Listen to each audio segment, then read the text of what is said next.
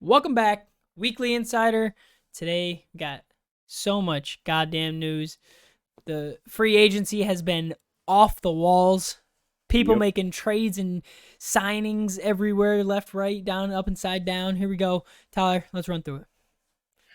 All right. So yeah, I guess just try to keep things simple as we can. We'll just kind of go team by team here a little bit, try to speed it up. Mm-hmm. So yeah, we'll just go by first name alphabetical order, starting with Arizona. So they've added their big additions, J.J. Watt, obviously, which we've talked about, Yep. and recently A.J. Green and Rodney Hudson. Hudson's a great pickup for them, one of the best centers in the NFL, and that's a team that needed offensive line help. I don't know the status of Fitzgerald, but A.J. Green should be able to come in there and give him a veteran presence with a lot of young receivers. Yeah. Uh, yeah, I think they've done a good job so far. They've lost Pat Pete, but not too big of losses. Um, Falcons they have no money. They haven't really Yeah. made any.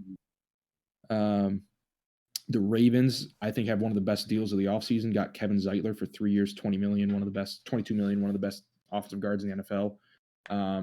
They lost a couple of their edge guys, Matt Judon and what's the other guy, Ngakwe.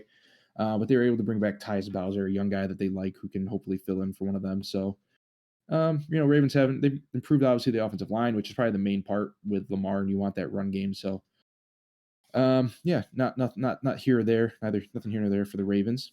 The Bills have kept most of their big pieces, Milano, Daryl Williams, John Feliciano re-signed. Yeah, buddy. Uh, they cut John Brown, but they brought in Emmanuel Sanders, which I liked. Yeah, I think that's Uh, a great pickup. so again, Bills kind of same as the Ravens. They haven't done anything crazy, haven't done anything bad. So they've stayed consistent, which is what you want when the team would go where they go 12-4, something like Exactly. that. Yeah. Um, the next up, the Panthers. They didn't really do They much. Yeah, they started off with a few questionable moves, bringing in kind of backup level linemen when they kind of wanted O-line help.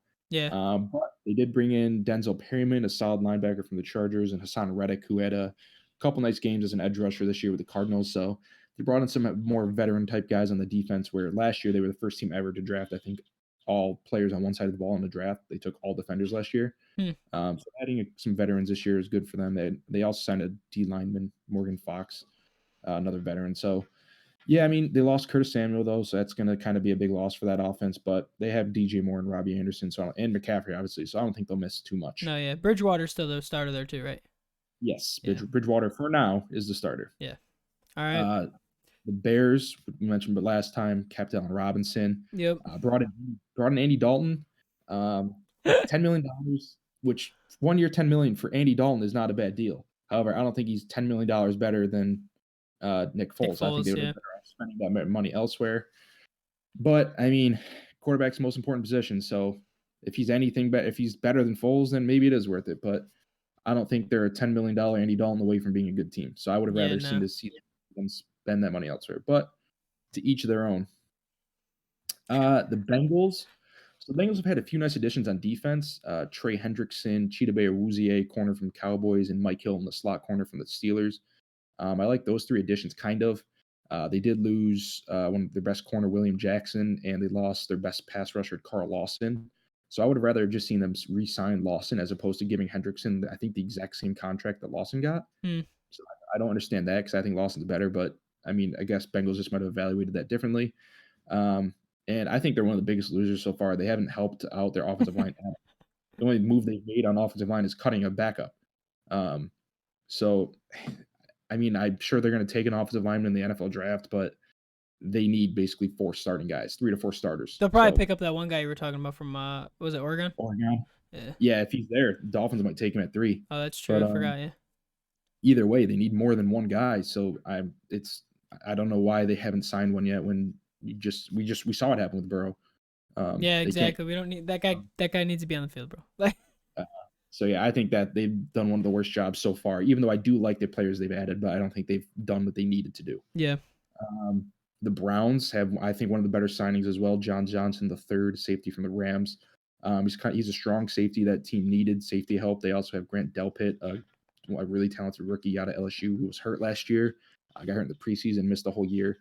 Um, but he'll be coming back obviously as well. Hopefully, some of their other corners, Denzel Ward, Greedy Williams, hopefully can avoid injuries this year. Mm-hmm. That group could be one of the better deep defensive back groups if they're healthy this year. And that was the Browns' biggest weakness. So I think getting John Johnson and obviously the return of Delpit is almost totally solves almost all their issues because their offense clearly clicked, and Myles Garrett's going to make any defensive line good. So, so yeah, I think the Browns great signing there. They haven't done much else either elsewise. Yeah, I haven't seen anything. Cowboys, I mean, re-signed Dak. I think we talked about that last time. Yeah, So we did. really good more. They re-signed one of their corners, but he's just a slot guy, not a big deal. The Broncos brought in Ronald Darby, who I like. He's a good number 2 corner. He was And then solid. re-signed Shelby Harris, who was a good defensive lineman, but nothing too crazy for them either. They haven't really lost anyone as well. The Lions have made a ton of moves. Poor Michael Brockers 2 weeks ago. 2 weeks ago, down the line, Matthew Stafford and says how he's a step up from Jared Goff, and last night was traded from the Rams to the Lions. Oh my God, bro. Got to walk back into that locker room with Jared Goff and apologize probably. That's crazy. But Lions were able to re-sign Romeo Okwara. He was a really good pass rusher for them last year. They brought in some guys on offense, Tyrell Williams from the Raiders and Jamal Williams from the Packers, who I like. So a couple nice additions there for them on offense. Mm-hmm. They're in a tough spot because they were really pressed for cap. They didn't have much space, a new coaching staff. So it was going to be a tough offseason for them. But I like, given what they've had, I like what they've done with it. The Green Bay Packers are a huge loser so far. Yep. Let their first team All-Pro center walk just to pay Aaron Jones $500,000 per year less. Mm-hmm. So I do not understand that. Yep. I like Jones, but re-signing him basically means A.J. Dillon was a useless pick because now he's just a backup for his whole rookie contract. They really should have tried to re-sign Jamal Williams and keep A.J. Dillon and then get rid of Aaron Jones. Well, actually, I would have probably let them both walk, and I would have just gotten like a shorter, faster guy either in the draft or in free agency because A.J. Dillon's 6 foot 250. Like, he's your power back. No, yeah, he's 100% a power back. But yeah, their first round pick, Jordan Love. I like that pick, but he's going to sit for 3 years or so. Yeah, and they got no help for Aaron Rodgers either. Yeah, A.J. Dillon is now handicapped for a few years as a backup. Their third round pick was a fullback, so your first 3 picks are basically useless when you're on the verge of a title with Aaron Rodgers. They haven't gotten a wide receiver, so this Packers front office has been very questionable lately. And I think when Aaron Rodgers retires, if Jordan Love isn't as good as predicted, Packers could be in for a really rough awakening. But it's gonna be a long drought. That's gonna be a drought right there. So yeah. The Houston Texans. So they haven't traded Deshaun Watson yet, and they're doing everything they can to keep him. That franchise is garbage. They did sign Tyrod Taylor, and I like the deal. It's 1 year, $6 million, which is good money for a backup. But if he has incentives where, like, if he starts, and I don't know exactly, but all this stuff basically, if he's a starter, they can get up to $12 million, which would obviously be good value for a starter. So either way, they're protected there if they keep Watson or if they trade him. But on the other hand, they've signed and or traded for, I think, 14 guys now. Only a handful of them are like actual solid quality players. However, the team kind of sucks. So just getting guys in that can play football makes sense. Yeah. So I don't think they've done a bad job. I just wish that they would have maybe signed a few less guys and maybe spent like big money on 1 or 2 guys. Granted, I don't know who the hell would have wanted to go to Houston at this point. Yeah, I don't know, bro. But yeah, I mean, like I said, they're holding on to Watson right now, so it's got to be a win so far. I can't, dude. I want him to go somewhere. But So do I did hear that apparently he is now mainly interested in the Broncos and 49ers. So apparently that the reports, I think I heard it from McAfee. I think you sent me that video that he was interested in the Jets, Dolphins, and Panthers. Apparently that wasn't true. He hasn't been interested in the Jets or Dolphins at all. Really? I mean, it kind of makes sense to me. Those teams have I know, yeah. Not great playmakers, although we'll get to the Jets soon. They got a really good playmaker on offense. But I mean, I've said since the beginning, 49ers and Packers or Broncos make the most sense. That those are teams with solid lines. You can walk in, they have playmakers. Yeah, Jerry Jeudy. So they make sense where you can walk in day one and be a Super Bowl contender with those teams. But yeah, next team on the list, the Colts. The Wentz trade became official today. Sad to see him go, but I'm okay with the compensation they got. Colts are one of the losers in my opinion too. They have a ton of cap space. They had I think 40 million and They they haven't only done signed. anything yet. Yeah, they brought back Marlon Mack for 1 year, 2 million, which is fine. Two We'll mil, see. yeah, that's great. But Yeah, good value. He's come back from injury though, so he'll probably be the second or third guy with him or Hines. yeah. But that's it. I I mean, felt like though, I feel like we saw a lot of the Indianapolis Colts running backs like in and out every week. So it was a yeah, lot of like it was either Jonathan Taylor or then it was Marlon Mack or it was Hines. Like I feel like they were all being used at yeah. some point. So And I guess one thing to know though is that there is still a lot of good wide receivers out there, which is the Colts' biggest need right now, including T.Y. Hilton. And they also have some guys like Mo Cox as their tight end. So they have some of their guys that are still free agents. So I'm guessing that they're likely hoping to hit on one of these guys like Galladay, Will Fuller, Juju, and then bring. I think he comes back. Hilton probably comes back. So yeah, I agree. But so I think that's why they're saving their money. I think they're kind of trying to use it right now, though just the guys that are using it on haven't signed yet. Mm. Uh, Next up, the Jaguars. They've also made a ton of signings. They have the most cap space while going into free agency. Yep. They had maybe my favorite signing of the offseason so far. Marvin Jones, 2 years, 15 million.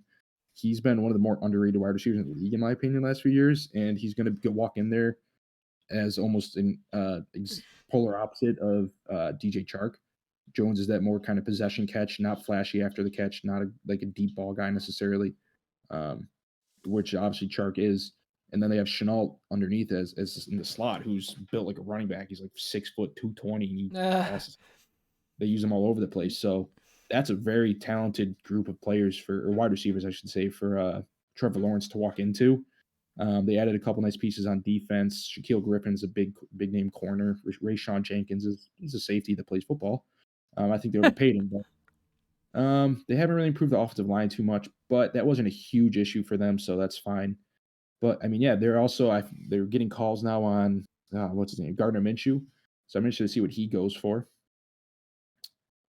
But yeah, I mean, I think overall they've adding Marvin Jones. I think is huge for that offense. It's a good pickup, solid receiver for sure. The Chiefs, big signing surprised me. Joe Thuney, 5 years, 80 million. I think the highest paid guard. I know for sure on the left side. I think maybe in like either side. But big signing for them. Also added Kyle Long tonight actually. So right before we recorded. So 2 huge additions on the offensive line for them. However, they did have to cut Eric Fisher and Mitchell Schwartz, their 2 starting tackles, both of them had injury issues. So, I mean, they added 2 guys, they lost 2 guys. So we'll see how that goes. I know they've drafted some tackles recently, who they were kind of later on guys, but I mean, maybe they have faith in them to improve and grow. So if they do, then obviously that offensive line will be dangerous because those 2 guards will obviously solve a lot of issues. Yeah. The Raiders, maybe in my opinion, the biggest loser for agency so far.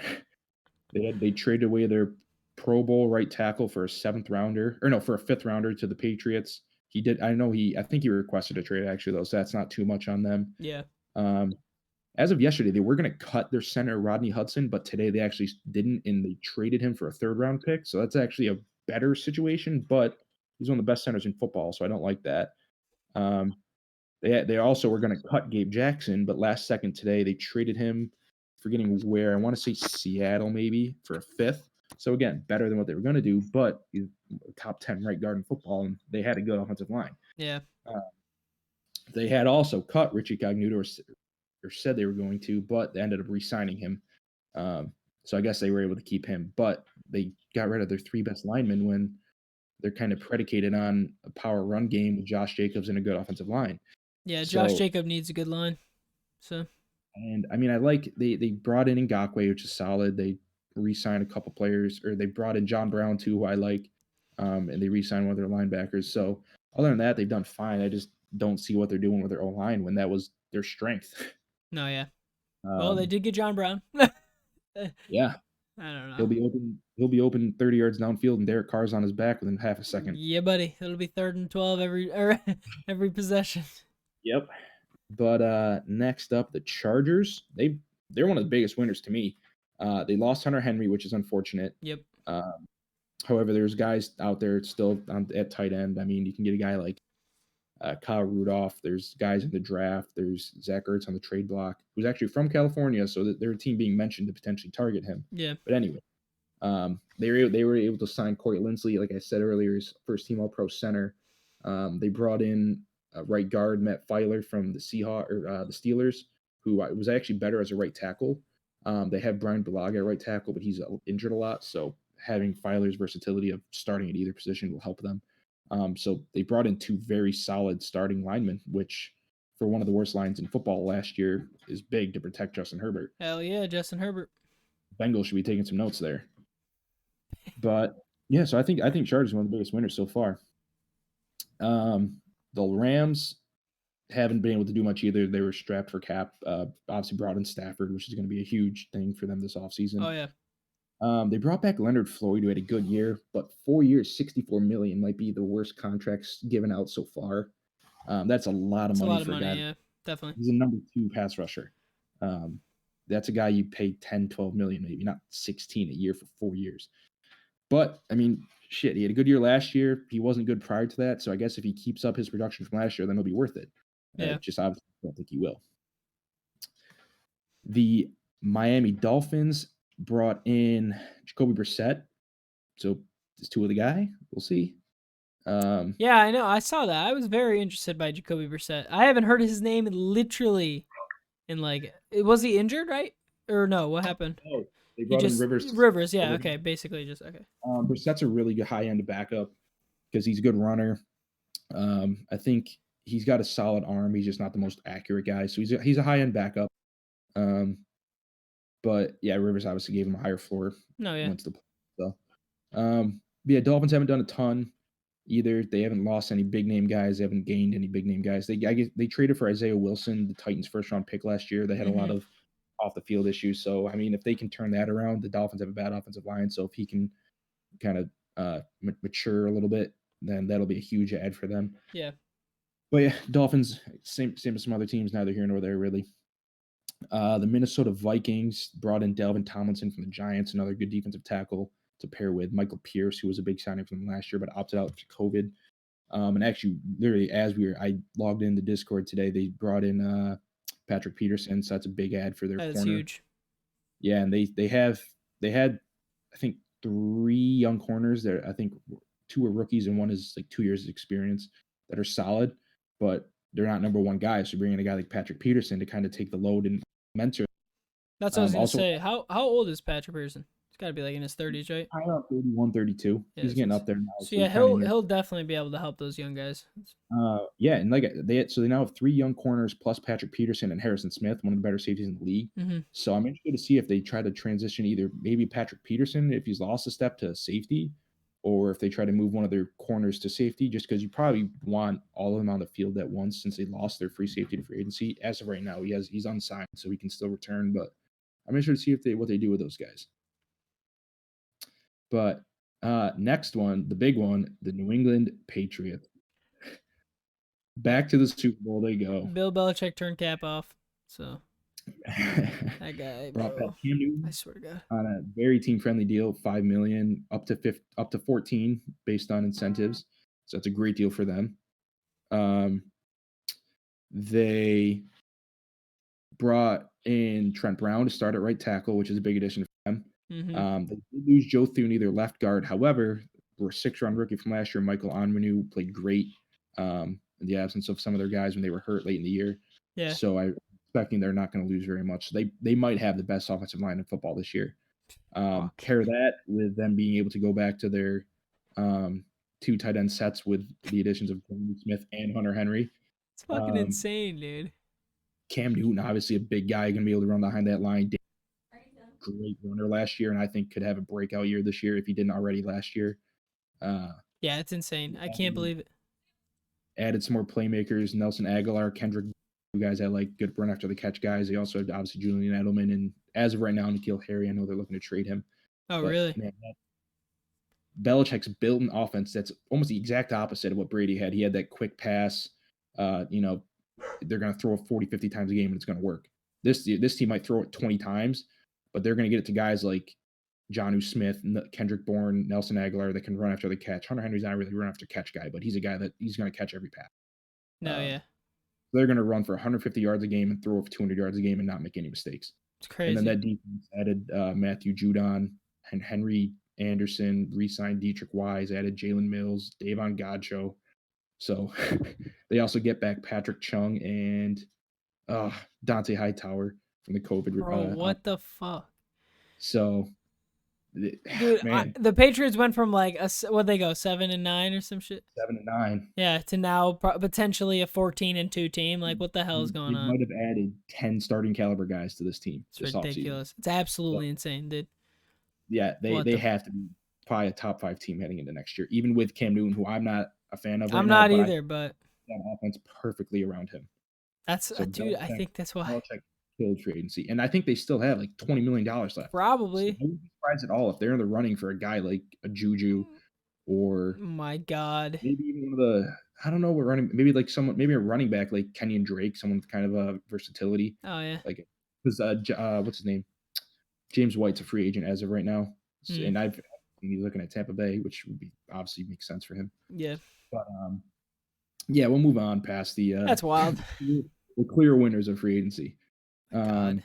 The Saints brought back Jameis and Taysom Hill. Well, Taysom Hill they already had, but they moved some money around. Yeah. Gave him a weird contract, but really none of it. He's not going to see like any of it. No, yeah. The Saints got under the cap, so they did a good job. They were 70 million over. Now they're under. So congratulations, they did it. I don't understand how that shit's crazy.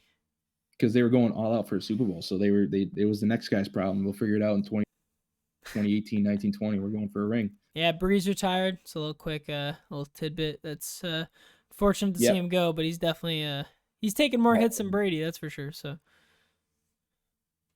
Just got notification actually. Rashad Higgins is re-signing with the Browns on a 1 deal. Nice. He was a good player for them when OBJ was out. He was one of Baker's favorite targets. Actually, great chemistry with him. Yeah. So that gives them a great 3 wide receiver group, even though they use a lot of 2 tight end sets because they like to run the ball, obviously. Yeah. With Chubb.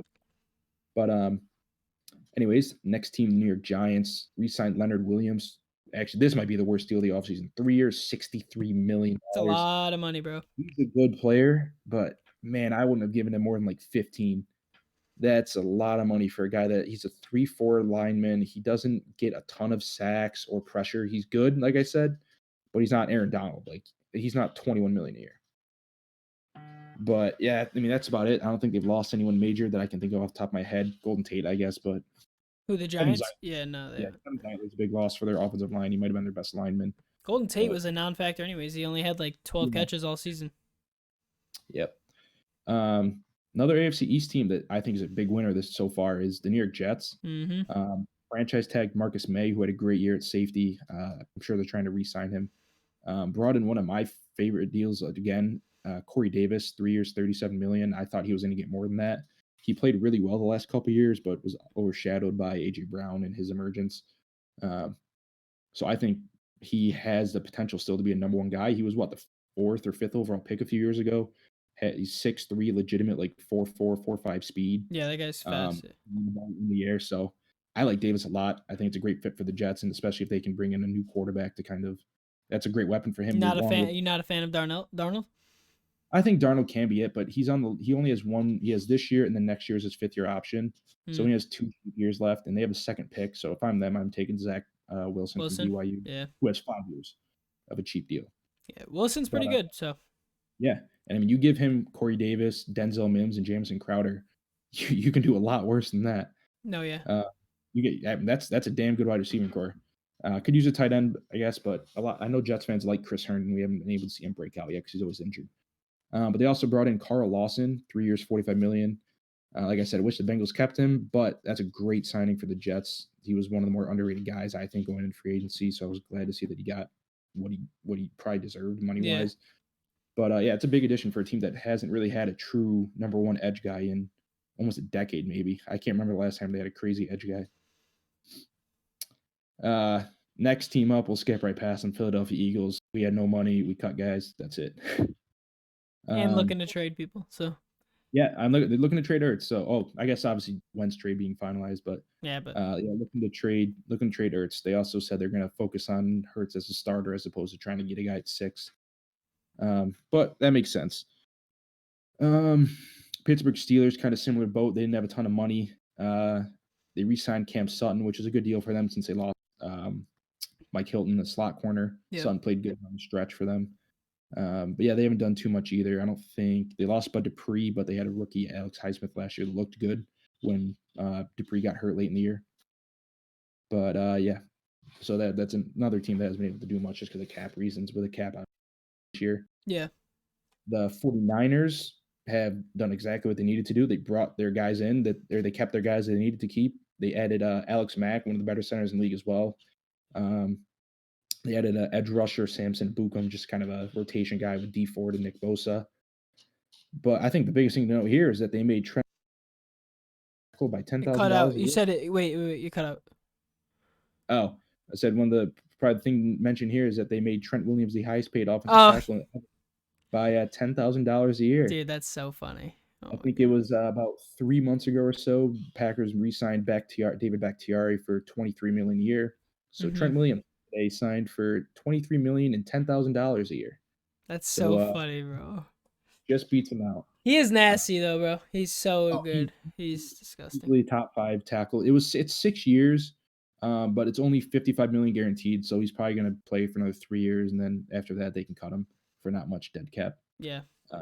But yeah, the 49ers, like I said, kept their main guys and brought in a couple nice pieces. So that's a team again. They can cut Jimmy G to save $24 million. And of note, Deshaun Watson's cap hit this year for a team getting him is only like $15 million. So do the math there. They're saving money by getting Watson over Jimmy G. So if they make that move, man, I think if they somehow get him, 49ers. Honestly, the whole NFL is going to be, I feel like, a little more consistent next year. Mm-hmm. Like, there's no more powerhouse. I mean, the Chiefs are still going to be dominant, but I mean, like, a lot of these teams are going to be even, and it's going to be very interesting. A lot of teams that should be better. Yeah, and like, obviously, if players stay healthy, it's going to be such a good year. It's going to be so good. And then stadiums might start filling back up. So, oh my God, it's going to be good. It's going to be good. It's going to be good. The next Seahawks, they brought in Gerald Everett just tonight. Actually, that's a good sign for them. Yeah. They lost Greg Olsen. They also have Will Dissly and Gerald Everett. So, kind of 2 tight end sets if they want to there. If Dissly can stay healthy, he's solid. He's a really good tight end. Yeah. Probably biggest news for them, obviously, is they didn't trade Russell Wilson. They got offered apparently 3 firsts, a third, and 2 starters. Don't know who the starters were, but they got that offer from the Bears, and they didn't take it. What the fuck? So, to be fair, the Bears pick like 20th or something. And if you're trading away Russ, you probably want a better pick than number 20. No, yeah, but holy shit. Get there, maybe Mac Jones. So I don't hate that idea. And also you're getting they also don't have their first rounder next year because of the Jamal.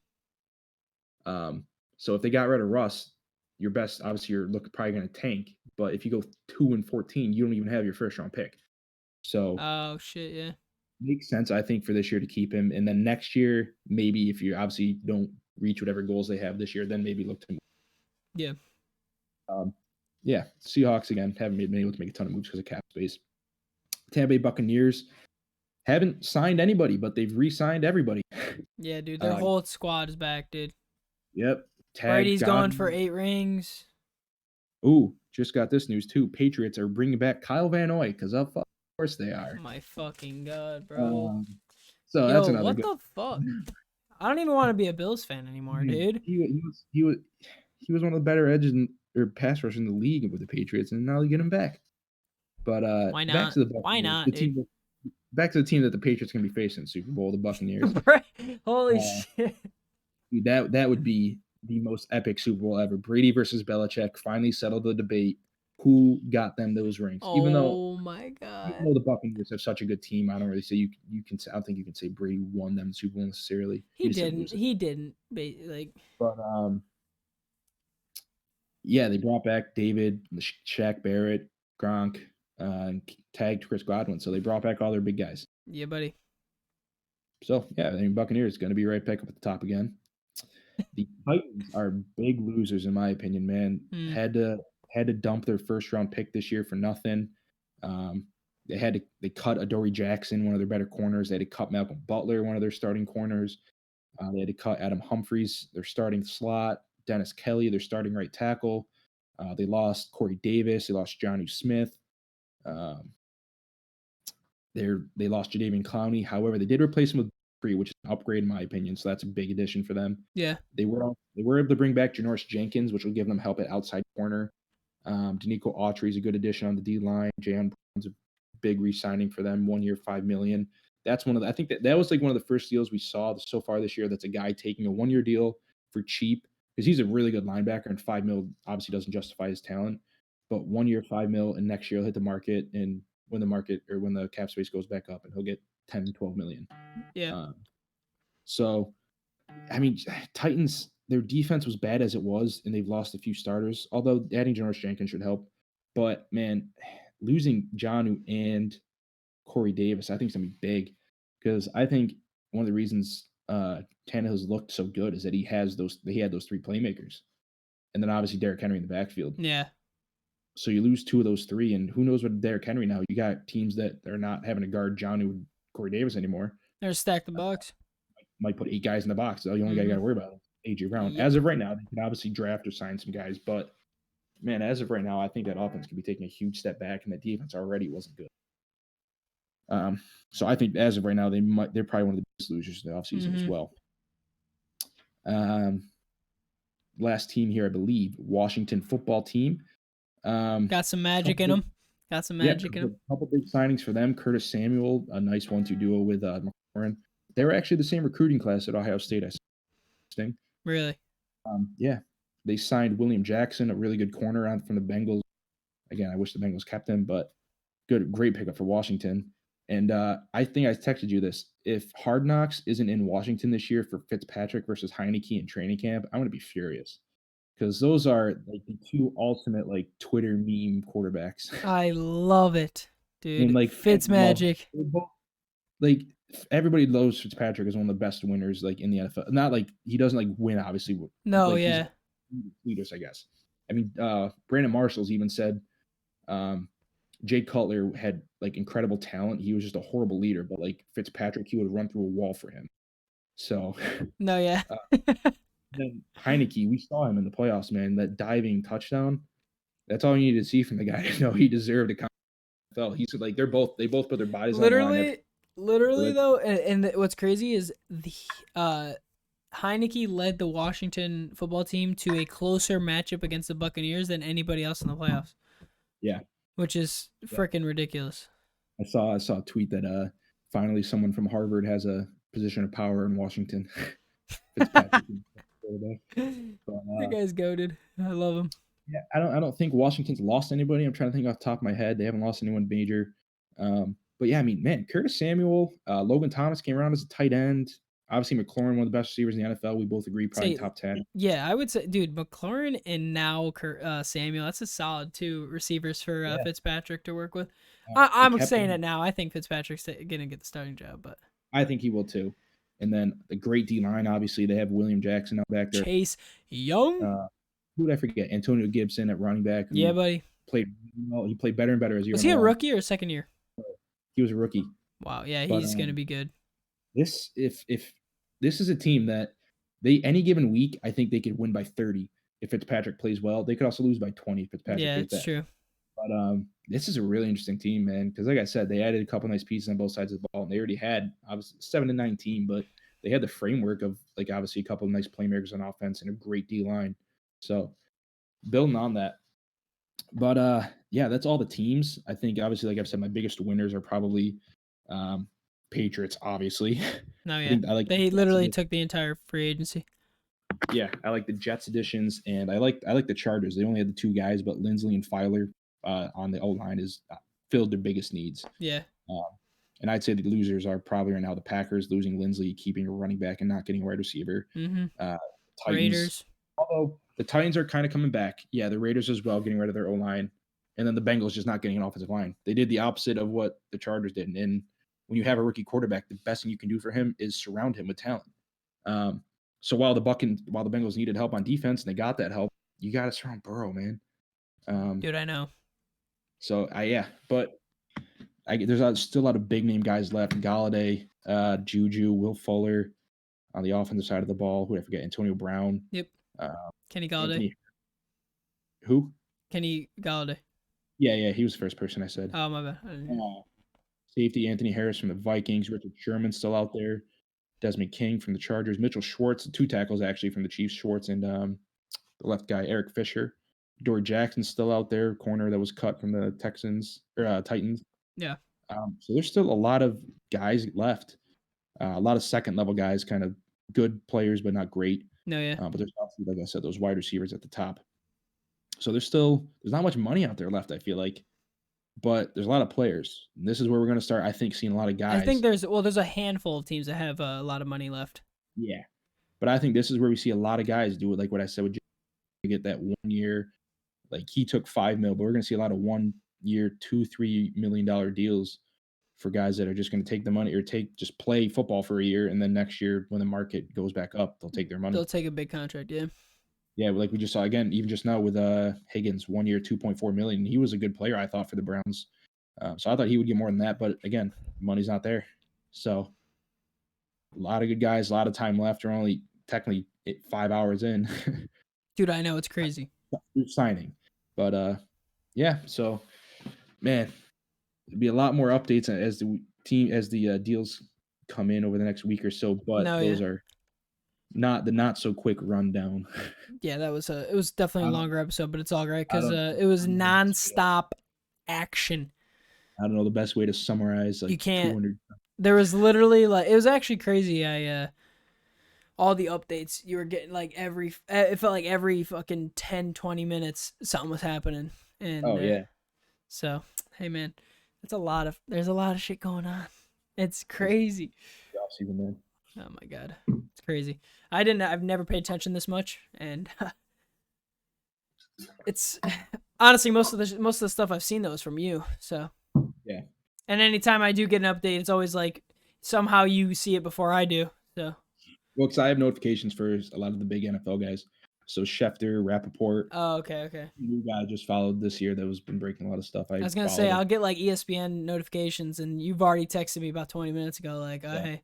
So yeah, it's cool when I get the notification early, and then it's annoying when I get the next. All 3 of them retweet the first guys. And it's like I fucking saw this already. Shut up. Oh, because you get the retweets too. Yeah, you can turn off retweets. Yeah. Well, sometimes they're retweeting like smaller sources. Oh, okay. So I want to see. Gotcha. But, well, then that's what you get. You bite the beggars can't be choosers, bro. We'll do this again probably next week. Probably give it a week. I'll be busy this weekend, so we have to do it next week. But yeah, not as many obviously big deals will be made. But obviously, if nothing happens, we'll see, and we'll be back in 2 weeks. So. Yeah, NFL drafts in a month and a half or so, so still a lot of time for teams to make moves prior to that. I'm excited for that one. But it's going to be a fun time as well. Yeah, buddy. We'll meet when the draft comes around. What we'll probably do is we won't. I don't think we'll go over every. We're not going to go over every pick, but we're going to go over the big ones. We'll go over winners, losers. I would say again. Definitely. Well, I doubt anybody's still here, but if you are, you're the real champion. Drop a like, hit subscribe. We'll be back with more news. This episode was very long, but it was, I feel like, very informative. Like, there was a lot of information. So if you haven't caught up on anything, you definitely just got caught up just now. I summarized in half an hour, whatever this was, what took the NFL 3 days to tell you. Yeah, 3 or 4 days, yeah. That's crazy. It's only been 3 or 4 days we've had this much shit to talk about. It's crazy. Yep. But we'll be back with more news. Well, Tyler's the guru on all this shit. I'm just kind of here.